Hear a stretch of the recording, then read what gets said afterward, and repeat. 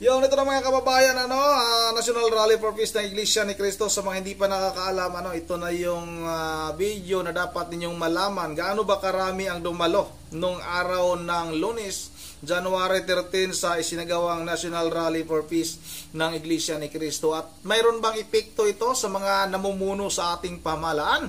Lalong-lalo na sa Kongreso na sila naman talaga ang nagdadala ng kaguluhan sa ngayon sa ating bansa, lalong-lalo na itong si Tambaloslos, mga kababayan. At sa parte naman ni Vice President Sara Duterte at itong si Pangulong Bongbong Marcos, mayroon bang epekto sa kanila?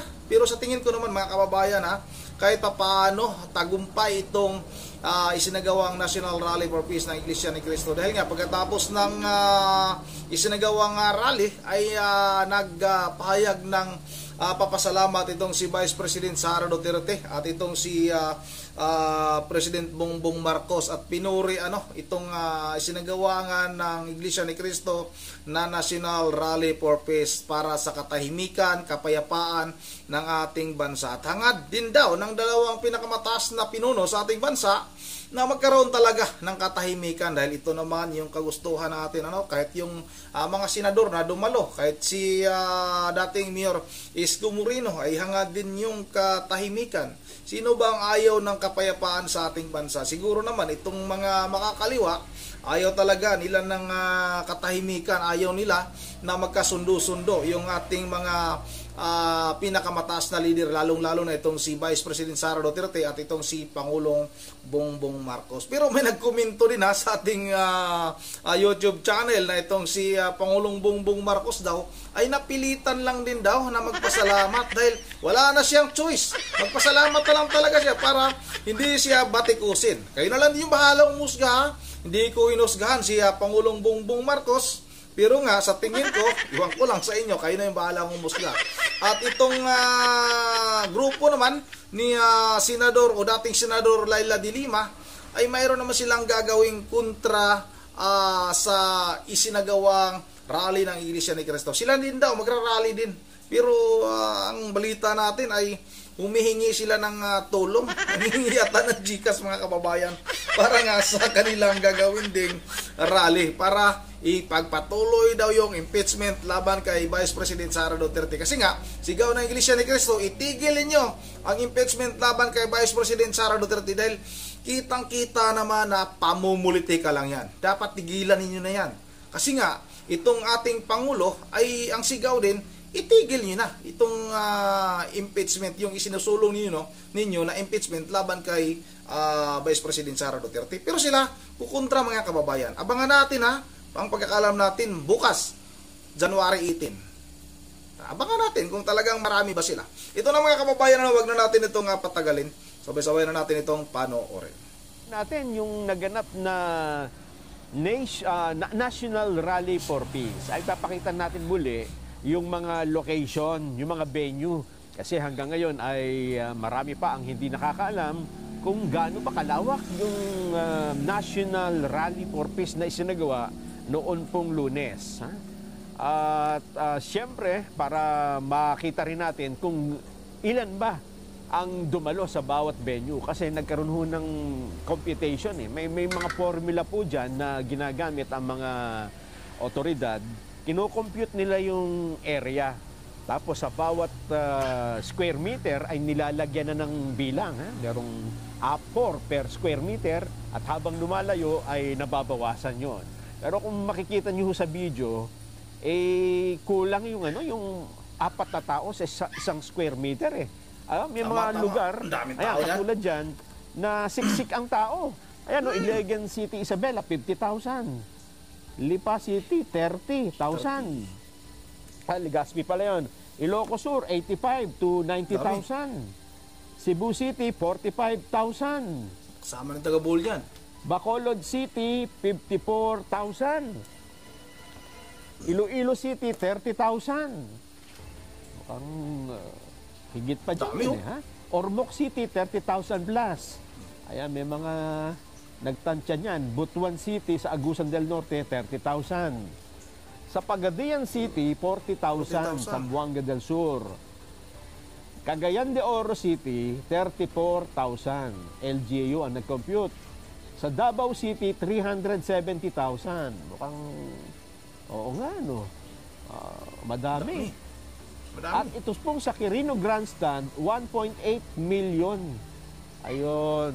Kasi makikita nyo dyan sa grandstand, ang naku-capture lang dyan ay yung kita ng camera eh. Pero tingnan nyo yung mga ilalim ng puno. Puno yan. Oo, may mga tao din ho dyan. Puno pa rin ho ng mga tao yan. Makita yung puno, pakalayo na.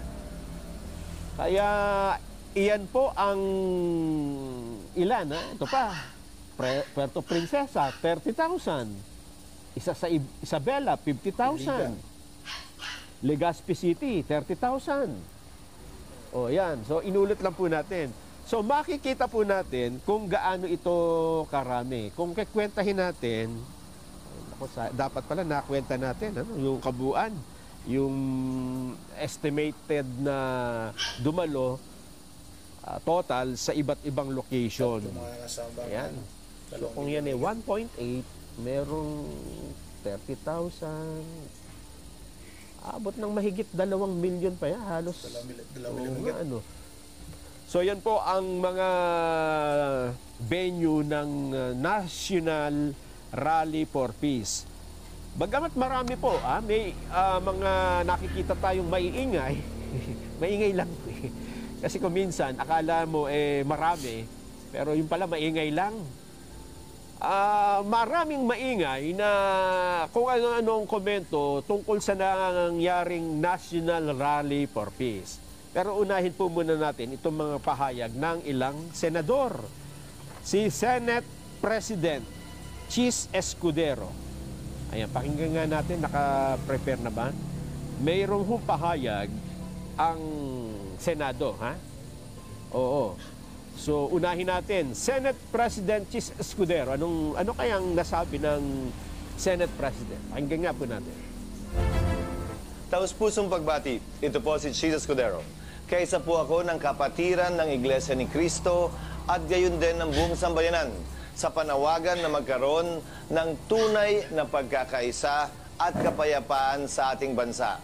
Kapayapaan at pagkakaisa, dalawang mahalagang elemento upang makamit natin ang ating mga layunin, mithiin, pangarap at gusto sanang makita sa ating bansa at para sa ating mga kababayan. Layuning gumanda at umayos ang ating ekonomiya. Layuning maging abot kaya ang pangunahing mga bilihin. Layuning mabigyan natin ng serbisyong medikal ang pinakanangailangan. Layunin na umunlad hindi lamang ang mga syudad at sentro, kundi bawat sulok ng ating bansa. Hindi natin ito lahat makakamit kung wala po tayong pagkakaisa, kung wala pong kapayapaang nananaig sa ating bansa. Ito po ay makakamit natin sa pamamagitan ng pagsasantabi ng anumang mga personal na opinyon o kagustuhan natin na iba at taliwas sa gusto at opinyon ng ating kapwa Pilipino. Pagsasantabi ng ating personal na mga interes alang-alang sa mas nakatataas na interes ng ating bansa at ng ating mga kababayan. Layunin ko po na umambag, tumulong at magsilbing tulay at daan para makamit po natin ito. Hindi sa malayong hinaharap, pero ngayon at dito mismo. Binabati ko pong muli ang Iglesia ni Cristo, gayon din lahat ng nanguna para magkaroon ng ganitong pagtitipon at panawagan, hindi lamang para sa ating mga leader, pero sa bawat isa sa atin. Maraming salamat po at magandang araw sa inyong lahat. Senate President Chis Escudero. Kaya hindi ko maintindihan yung iba na kung saan nila hinuhugot yung kanilang pagtutol sa National Rally for Peace. May nagsasabi na, nako pagka ba sinunod na, tama ba yan na susundin natin yung panawagan sa National Rally for Peace na baguhin ang konstitusyon? Gusto ba nilang baguhin ang saligang batas? Delikado yan. Delikado yung ginawa nila na yan. Asan nyo? Tingnan nyo, mabuti pa ang Senate President na intindihan kung ano yung layunin ng rally. Una, hindi ho namin binabago ang saligang batas. At hindi namin hinahagkaan kung ano man ang mga dapat na gawin ng mga nasa pamunuan. Ang gusto natin, ang isinusulong natin, kapayapaan. Number 1, pagkakaisa. At kung yan nga ang magkasama, sabi nga ng senador, peace and unity, ayan ang susi sa pag-unlad. Tututulan mo kaya yun? Ewan ko kung saan nila nakuha na kaya nagsagawa ng National Rally ay para wag sundin ang saligang batas. Talaga naman, oo. Eto pa, Senador Francis Tolentino. Pakinggan po natin siya. Yung sinasabi ko, tayo po ay nag-issue na ng isang statement na itong gawain ngayon ng Iglesia ni Cristo ay sinusuportahan ko ng buong buo dahil yung panawagan ng kapayapaan at pagkakaisa ay nararapat lang, lalong-lalo na kabubukas lang ng bagong taon, 2025. At yung tema ng pagkakaisa ay sadyang nararapat sa bawat tahanan, sa bawat barangay, sa bawat komunidad, sa bawat LGU at sa ating buong bansa. Ayan, si Senador Francis Tolentino. Sumasalamin daw po itong ginanap na aktibidad sa hangarin ng sambayan ng Pilipino na magkaroon ng pagkakaunawaan, pagtutulungan at maiwasan ang pagkakawatak-watak para sa kapakanan ng nakararami. Mamaya ho natin komentuhan yung mga tumututol. Dito muna tayo kay Senador Bongo. Ano naman ang sabi ni Senador Bongo sa naganap na National Rally for Peace? Pakinggan po natin. Maraming salamat po sa pamunuan ng Iglesia ni Cristo, sa pamumuno ni Ka Eduardo Manalo sa peace rally na ito. Ako naman po ever since, even during the time of former President Duterte, I am for peace. Matagal po ako nagtrabaho sa kanya. Gusto ko pong ng kapayapaan, peace on earth, peace in our country, para makapagtrabaho na po tayo. Bawat oras, bawat minuto na nasasayang po sa hindi pagkakaunawaan, ang magsasakripisyo po ang taong bayan. Parati ko sinasabi na ang serbisyo po sa tao ay serbisyo po yan sa Diyos. Magkaisa tayo, trabaho na tayo para walang masayang na oras. Ever since, ang stand ko po, kapayapaan, para makatrabaho na tayo. Para magbenepisyo po yung mga kababayan nating mahihirap na nangangailangan po ng tulong mula sa gobyerno. Sila yung nag-aantay na makapagtrabaho tayo muli. Totoo yan. Sabi ko nga, bawat oras, bawat minuto na nasasayang dahil sa hindi pagkakaunawaan, ang Pilipino po yung mga mahirap ang magsasuffer. Pag nagtrabaho tayo, ang makikinabang po yung mga kababayan nating mahirap. Kaya nananawagan po ako, I'm calling for peace. Maraming salamat sa Iglesia ni Cristo sa pagpupulong na ito. Malaking bagay po ito na tayo po'y mamulat at let's buckle down to work. Ibig sabihin, magtrabaho na po tayo para sa kapakanan ng mga kababayan nating Pilipino. Yung mga mahirap, mga pasyenteng mahirap, magtrabaho tayo, magserbisyo tayo ng may malasakit sa kapwa Pilipino. Ayaw ko pong haluan ng politika ito. Hindi naman po ito pagpupulong tungkol sa politika. Ayan po, si Senador Bongo. Ito pang isa. Reaksyon naman ni Senador Bato de la Rosa tungkol sa naganap na National Rally for Peace. Pakinggan po natin. Andito tayo para makiisa sa ating mga kapatid sa Iglesia ni Cristo at saka sa ibang mga andito ngayon. May nakita natin, may mga Muslim, may mga Katoliko, may mga iba-ibang mga relihiyon na andito ngayon. Tayo nakikiisa sa ginagawang National Rally for Peace. Ito namang rally nito ay ginagawa para sa kapayapaan, di ba? Lahat tayong Pilipino ay umaasa na makamit ang kapayapaan. So, andito tayo para suportahan yung rally for peace. Well, correct. As said by no less than the President himself. Di ba? Na huwag muna ang sikasuhin itong impeachment at mag-focus muna tayo sa mga ibang priorities, mga problema ng ating bansa. Like problema ng kahirapan and other many more issues na dapat natin na i-resolve. So, andito tayo para magsuporta. Ayan, ang sabi po ni Senador Bato de la Rosa. Ano naman kaya masasabi ni Senador Robin Padilla?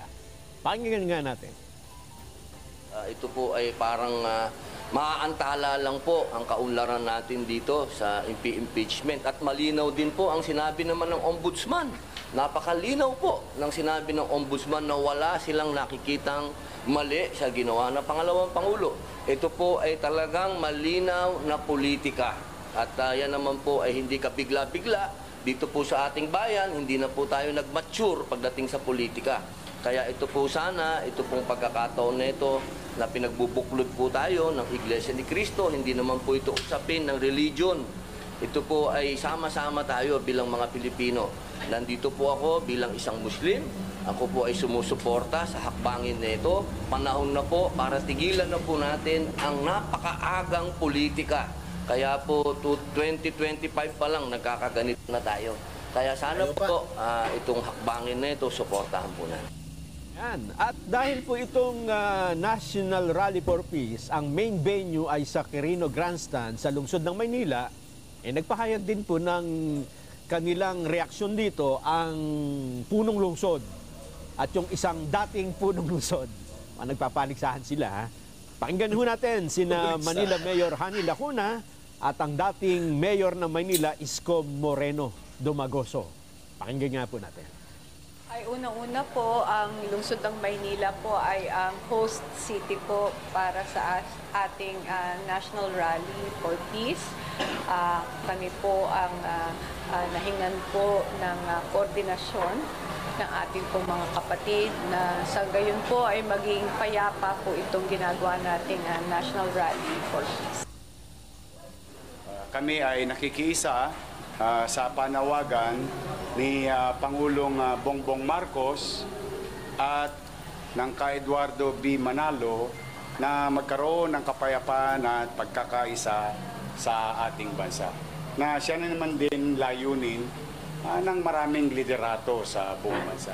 Na magkaroon ng panatag na pamumuhay ang tao dahil sa pagkakaisa at kapayapaan. So kami ay nagtungo rito upang makiisa sa Iglesia ni Cristo at sa ating mga kapatid na nagtungo rito sa Luneta Grandstand, Burnham Green, and up to Lapu-Lapu statue, hanggang doon sa Top Avenue dito sa Maynila.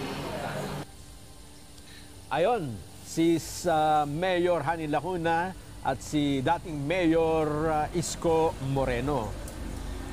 Ngayon, ang tanong na marami, nagtagumpay ba ang National Rally for Peace? Nagkaroon ba ng kapayapaan? Sa tingin ko, nagkaroon. Anong pruweba? Eto dalawang magkasunod na tinig. Siguro, madamahin nyo yung kanilang pananalita at masasabi nyo, parang magkasundo na. Hindi ba? Unahin natin si Vice President Sara Duterte. Isang mapagpalang araw sa aking mga mahal na kababayan. Taus-puso akong bumabati sa lahat nang lumahok sa malawakang Peace Rally ngayong araw. Ito ay isang makapangyarihang pagpapakita ng pagkakaisa at pananampalataya na ang tanging hangad lamang ay kapayapaan tungo sa kaunlaran ng ating bansa. Nagpapasalamat ako sa ating mga kapatid sa Iglesia ni Cristo sa inyong patuloy na pagsisikap na maghatid ng pagkakaunawaan at pagkakaisa sa ating mga kababayan. Sa gitna ng tumataas na presyo ng bilihin, kahirapan, at iba pang suliranin, ang isang mapayapa at nagkakaisang Pilipinas ay hindi kailanman matitinag at paulit-ulit na aahon sa gitna ng hamon ng panahon. Muli, sa aking mga kababayan, maraming salamat sa inyong malasakit sa bayan. Mabuhay ang sambayanang Pilipino. Ayan po si Vice President Sara Duterte. Ano naman kaya ang reaksyon ng Pangulong Bongbong Marcos? Ang sabi ba niya, papalagan ko yan. Hindi pwede yan. Tingnan nga ho natin, pakinggan natin ang Pangulo ng Pilipinas, Pangulong Ferdinand Marcos Jr. Binabati ko ang ating mga kapatid na Iglesia ni Cristo sa kanilang National Rally for Peace sa araw na ito. Magkakaiba man ang ating pananaw sa mga usapin ng bayan, pinagbubuklod tayo ng isang layunin, ang maitaguyod ang isang maunlad at payapang bansa. Nawa po ay magbunga ng higit na pagkakaisa at pagkakaunawaan sa ating bayan ang pagkikilos na ito. Nais ko ring ipaabot ang taus-pusong pasasalamat sa mga kapatid sa Iglesia ni Cristo sa patuloy ninyong pagsuporta sa administrasyong ito. Sa lahat ng pagsubok na hinaharap ng bansa, lagi kayong nakaalalay, tumutulong at nakikiisa. Marami pong pagsubok ang ating kinakaharap at marami pang haharapin, mga balakid sa paglalakbay tungo sa isang maaliwalas at maunlad na bukas na dapat malampasan. Ako'y naniniwala na tayo ay may pagkakaisa, may malasakit sa kapwa, at may pagmamahal sa bayan. May tiwala sa kakayahan at higit sa lahat, may pananalig sa may kapal. Ang lahat ng suliranin ay kaya nating malampasan kung tayo ay sama-sama at magkakatuwang sa pagtaguyod ng isang bagong Pilipinas. Mabuhay po kayo. Mabuhay ang bagong Pilipinas. Ayan, magkasunod na tinig ng una mga senador, Vice President at ang Pangulo ng Bansa. Isa ho yung tono, Jen hindi ba? Oo nga. Lahat sila yung nagkakasundo, nagkakaisa-isa ang mensahe. Suportado nila yung National Rally of Peace. Hindi ito, kung titingnan mo dyan yung mga naunang pahayag nila, sabi ng Vice President, ipapapatay ko yan, ha? Pag napatay ko, ipapapatay ko yan. Sabi nung isa, hindi, papalagang kita. Ngayon tinan mo, napakalumanay nung dalawa. Yun ang... Ito nga yan dyan Siguro kung magkatabi lang yan, itong statement ninyo, ito naman, kabilang statement. Kung magkatabi lang, baka nagyakapan pa hindi ba? Baka na-realize na nga, no? May konti nga pala tayong, mukhang sumobra tayo. Yes. Yan. At yan po, ang ni-imagine ko doon kasi, Nelson, kasi naman yung si ano mo yung ano yun nga. Yun nga din ang sinasabi natin. So doon sa mga nagsasabi na naku, nakakatakot yung ginawa ng iglesia na yan. Baka na mangyari yan hindi na sundin ang saligang batas. Narinig natin yung mga senador, ang Vice President, ang Pangulo.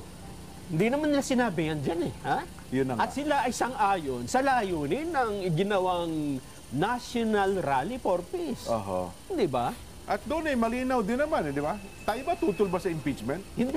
Wala namang sinabing tayo ay tutol sa impeachment. Kaya lang, doon tayo sa tama. Di ba? Manaigay ang rule of law. Ang sabi kasi ng Presidente, wag yan ngayon. Kasi matatali tayo, marami tayong problema Hindi ito makakatulong isa mang mamamayan ng Pilipinas. Kaya doon siya nagsasabing, bakit nyo ginaganyan? Bakit ayaw nyo pausarin ng impeachment? Doon kayo sa Presidente magreklamo. Di ba? Sinuportahan lang natin yung pahayag niya. Oo, dahil naniniwala tayong totoo yung sinasabi niya na malulugmok lang ang bayan kapag kaya na itinuloy. Anong nangyari pagkatapos ng National Rally of Peace? Tingnan niyo si BP Inday. Malumanay kung magsalita. Maganda ang kanyang aura, kung tawagin. Yun diba? Ang Pangulo ay ganun din naman, di ba? At hindi naman sila magsasalita ng ganyan kung tutol sila dun sa nangyaring National Rally for Peace. Yun na nga. Kaya hindi ko maintindihan yung iba kung saan nila hinuhugot yung, naku po. Hindi kasi, meron kasing iba, Nelson, na talagang aminin man nila o hindi, ano pa paano ba natin paliliwanag? Isang simpleng Tagalog, na sila, meron silang kondisyon sa isip niya na ganun ang sitwasyon Meron kasing, hindi, parang ganito yan, kung Jen. magkakaroon sila ng yung open mind ka ba? Open-minded ka ba? Diba? Sila ay nakasarado. Sila parang ang ginawa nila, Jen, halimbawa, lahat ng sabihin ng Pangulo, okay ako dyan, okay. Suportado nila ang Pangulo. Pero kapag iba na ang nagsabi, nung sinasabi ng Pangulo, na sa tingin nila ay hindi kalinya nung kanilang isipan, At siguro, naiinggit din sila kasi hindi nila kayang gawin ng grupo na yun. Meron daw naka-schedule sa 18, no? So, ayun nga. Oo, tingnan natin. Di sige po, wala akong problema eh. Yan ang gusto ninyo. Oo, eh kaya lang maghanda kayo, ha? Kasi, teka muna, mamaya yan. Kasi, Jen, ang nangyari nga ay gano'n, hindi ba? Oo. Na ang sinabi lang natin ay okay yung opinion ng Pangulo, naniniwala kami dyan, suportado namin yan. Eh bakit kami ang kine-question nyo? Ba't hindi niya questionin mismo yung Pangulo sa sinabi niya, di ba, na ayaw niya ng impeachment? Di ba? At sinabi, pinatunayan din ni Executive Secretary Lucas Bersamin. Oo. Hindi nagbabago ang paninindigan ng Pangulo. Muntik pa nga kumante, di ba? At hindi nagbabago. Ganon ang kami. Ganon nga eh. Diba? So ang kapag ka sinasabi nyo na gusto namin pigilin ng impeachment, puntahan nyo ang presidente. Siya ang nagsabi niyan. Hindi kami, hindi ba? Sumuporta lang kami doon dahil sa sinabi niya na makasasama ito, nandun kami. Nandun kami sa resulta eh. Ang ayaw naming mangyari ay yung magiging resulta na hindi maganda sa mga mamamayan na ngayon po ay nakalugmok sa maraming problema. Yun ang mga kababayan, no, tama din naman talaga. Dapat magkaroon ng kapayapaan yung ating bansa at itong mga pinuno sa ating bansa, sila yung dapat modelo. Paano hindi magkawatak-watak yung ating Pangulo ay naniniwala sa mga nakapaligid sa kanya. Isa na nito, itong si Tambaluslos, pinaniniwalaan niya. At isa pa, yung kanyang asawa, marami niyang nagsasabi, asawa na daw yung naging Pangulo ng ating bansa, yung asawa ni Pangulong Bongbong Marcos. Yun na daw yung parang namuno sa ating bansa, mga kababayan, dahil takot daw itong si Marcos Jr. Kay First Lady, mga kababayan. Samantalang itong mga nagbabalak na magkaroon ng pagtitipon bukas sa January 18, pinangungunahan ito ni dating, nakita ko kasi nung parang parang meeting nila.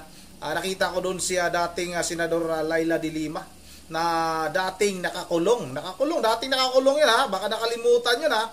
Dating nakakulong yan dahil sa kaso ng pagprotekta sa mga malalaking drogista sa ating bansa.